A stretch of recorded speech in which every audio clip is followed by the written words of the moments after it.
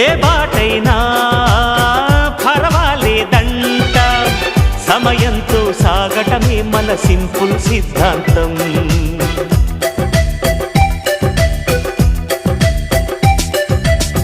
చిరుగాలికి పరిమళమిచ్చే సిరిమల్లెల వనమై ఉందాం, గగనాన్ని నేలను కలిపే హరివిల్లుల వంతెన అవుదాం.